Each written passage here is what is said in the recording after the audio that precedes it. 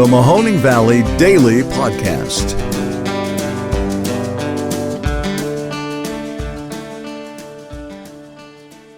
Hello, everybody, and welcome to a day after Christmas weekend edition of the Mahoning Valley Daily Podcast.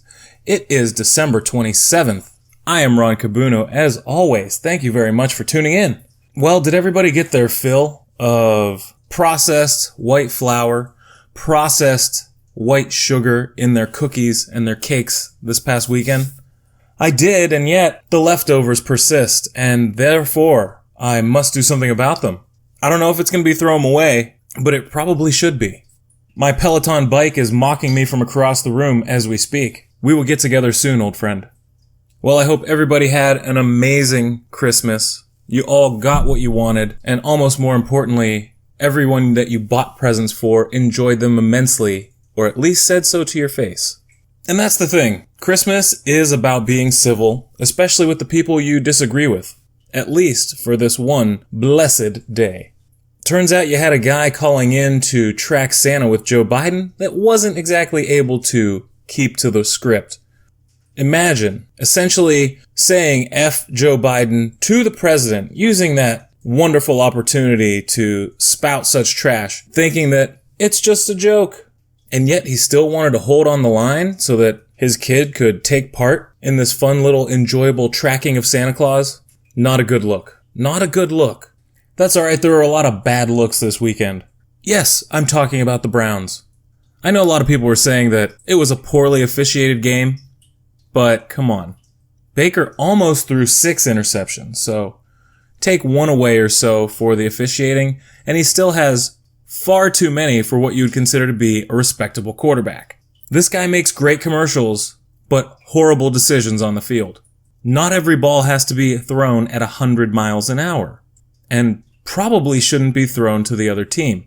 I don't hear too many Baker apologists right now, and I'm glad, because the off-season is coming, and the Browns should think about going shopping. Speaking of shopping, I hope COVID rapid tests aren't on your list, because they are a hot commodity and pretty tough to come by right now. The Biden administration said that they will be mailing out, I think, 500 million of them to everyone in the country, but this is a problem because this is something that should have been handled months ago. The only way to really track where the pandemic is to be able to test, and test often. We should be able to afford each and every one of our citizens a free test every day if they want it. And yet somehow the funding for that wasn't included in any of the relief that was handed out so far, nor did he invoke the National Defense Act to make sure that they were manufactured en masse. But I gotta tell you, I was online over the weekend looking at some flights, and if you ever use the Kayak app and maybe some other ones, they'll tell you in the corner, our advice is to buy or wait, depending on the price relative to what they think it's going to do in the future. Well, I almost feel that way about Omicron. It's as if the CDC warning should be saying, get it. Because if you're boosted and double vaxxed, you have a very small chance of getting severe disease and ending up in the hospital, but you do stand a chance to get natural immunity antibodies into your system by getting infected. Not only that, it seems everybody I know is getting infected. I'm sure you're the same way. We were really lucky. Everyone in our families were able to attend all the different parties that we had gone to, but many of them have contracted it in the past month. And as I think a professor or scientist out of San Francisco said, that if you attended a party with 40 people or more, it's almost a guarantee that someone there has COVID currently. So, while I do not want to make light about the awful side effects and complications that do arise from COVID, especially in the unvaccinated, it kind of seems like this might be the variant to get, just to get it over with. And not only that, weren't you guys really fatigued with COVID coming into this weekend? Did you, like I kind of did, throw your hands up in the air and say, let's see what happens? I am not missing out on seeing all these wonderful family members. Because they're not wearing masks, and I'm not wearing a mask to protect them because I believe I don't have it. We were tested just last week.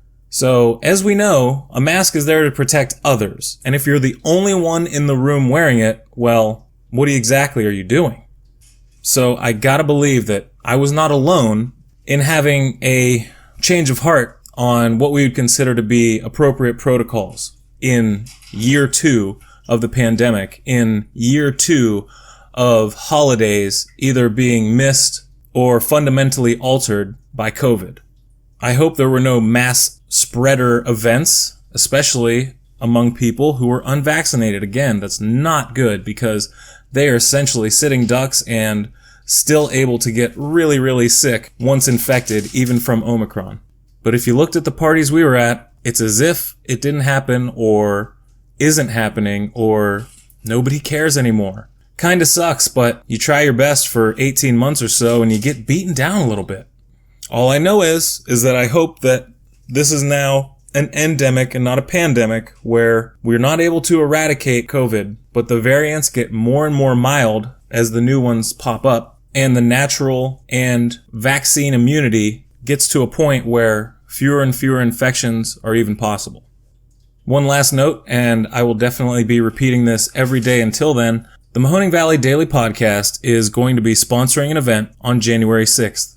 It's going to be the 1-year anniversary of the insurrection, and we're going to have a memorial service on the green in Canfield to remember those who lost their lives defending the seat of freedom in America. So please tell your friends, and, if it's just me out there ringing a bell and talking into a microphone, so be it. But I will be there, and it will be to honor the defenders of democracy that had to face those brainwashed masses on that day.